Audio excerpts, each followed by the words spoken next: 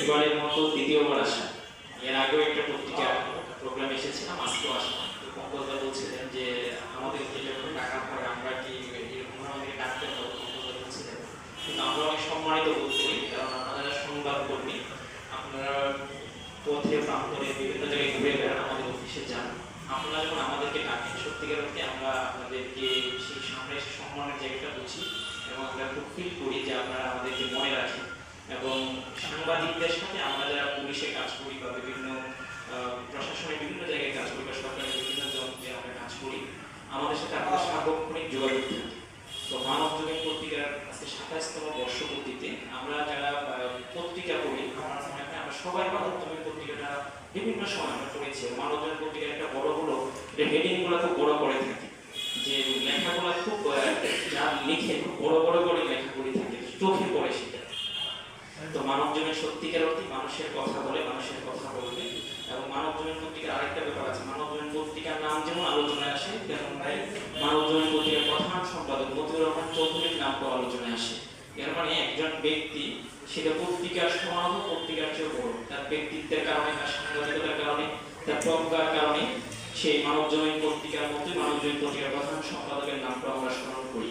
তো মানব জীবনের যিনি জেলা প্রতিনিধি আছেন, রাজ্জাক ভাই এখানে আছেন, এবং এই পত্রিকার সাথে যারা সংশ্লিষ্ট আছেন, আমরা মনে করি সুনামগঞ্জের মানব জীবন পত্রিকার সুনামগঞ্জের মানুষের কথা বলবে, হাওড় অঞ্চলের মানুষের কথা বলবে, কোনো মানুষের কথা বলবে, সর্বোপরি সুনামগঞ্জের সমস্যা সম্ভাবনা সবকিছু মানব জীবন পত্রিকায় উঠে আসবে, এই শুভকামনা করছি। এবং মানব জীবন পত্রিকার 27 বছর বর্ষপূর্তিতে আমি সেই শুভকামনা জানি যে মানব জীবন পত্রিকা আরো উত্তরোত্তর সমৃদ্ধ হোক এবং বাংলাদেশের পত্রিকা জগতে মানব জীবনে একটা বিকশিত নাম হিসাবে আরো সামনে এগিয়ে যাবে, এই আশাবাদ ব্যক্ত করে আমার কথা এখানে শেষ করছি।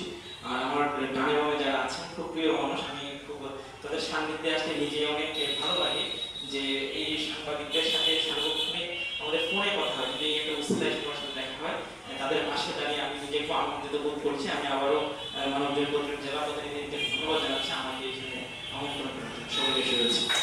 সুন্দর সঙ্গে মানব জগৎ পত্রিকার 27তম বর্ষপূর্তি অনুষ্ঠানে সম্মানিত সকল অতিথি আমাদের মাঝে উপস্থিত আছেন।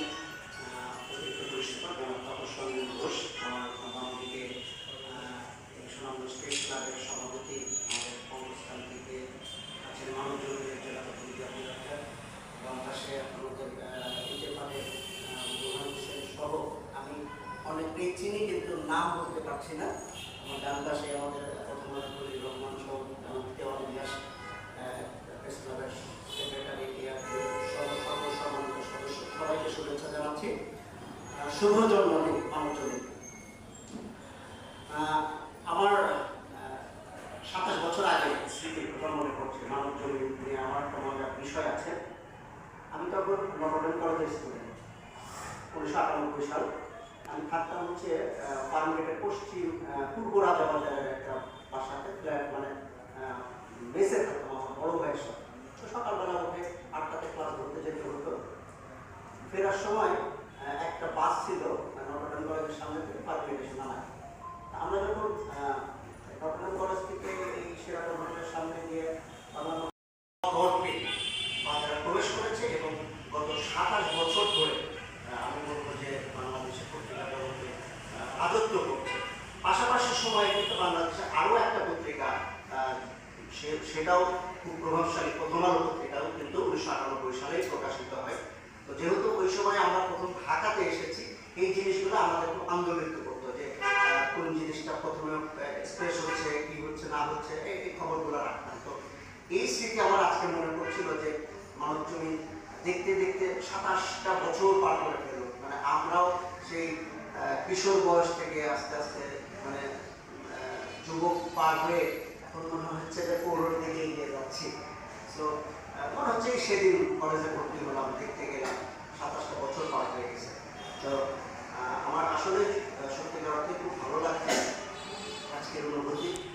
খুব প্রিয় মানুষগুলা ডানে বামে দাঁড়িয়ে আছে। আমরা আসলে কাজ করতে গিয়ে সংবাদপত্র বা গণমাধ্যম, সেই গণমাধ্যমের সাথে আমাদের আসলে ওতপ্রোতভাবে জড়িয়ে থেকেই আমাদের কাজগুলো করতে হয়। গণমাধ্যমগুলো আমাদেরকে দেখিয়ে দেয় কোন কাজগুলো আমাদের করা উচিত, কোন কাজগুলো আমাদের করা উচিত না। এবং বলা হয় যে গণমাধ্যম হচ্ছে সমাজের একটা দর্পণ, আয়না।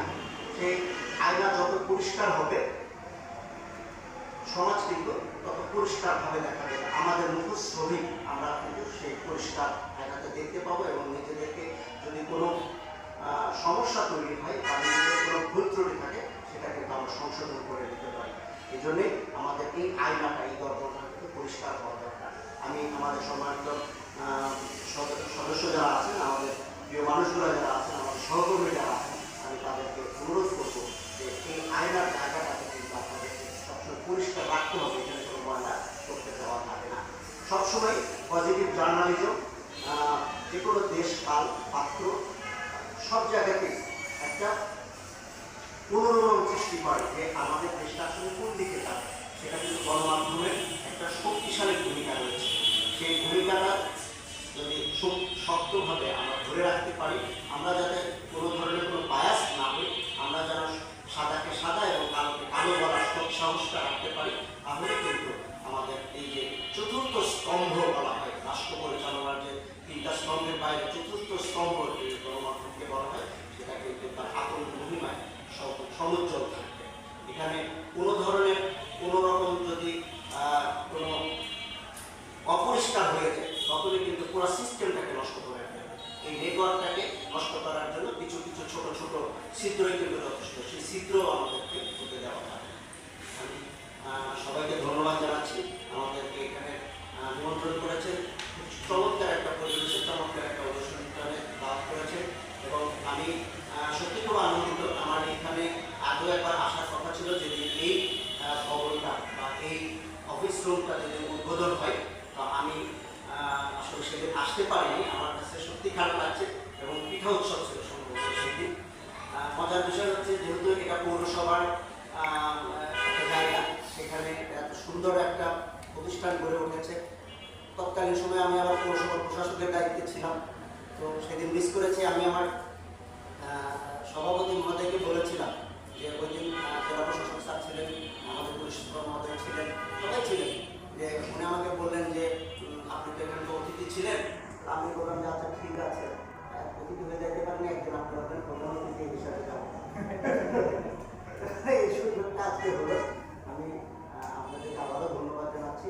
মানব জমিনের আগামী দিনগুলো শুভকর হোক এবং এই পত্রিকার মাধ্যমে আমাদের দেশ যেন বিচ্যুত না হতে পারে, সেটা কিন্তু আপনারা সার্বক্ষণিকভাবে নজর রাখবেন। আমরা যা কিছু ভালো সব কিছুর সাথে আমরা থাকতে চাই। আপনাদেরকে নিয়ে, আপনাদের দ্বারা এই সুনামগঞ্জ শহরকে আমরা সুন্দর একটা সিটি হিসাবে গড়ে তুলতে চাই। সবাইকে ধন্যবাদ। সবাইকে ধন্যবাদ জানাই মানব জমিন সংগঠনের পক্ষ থেকে। আজকে মানব জমিনের ৭০তম বর্ষপূর্তি উদযাপন, এই উদযাপনে যারা বন্ধু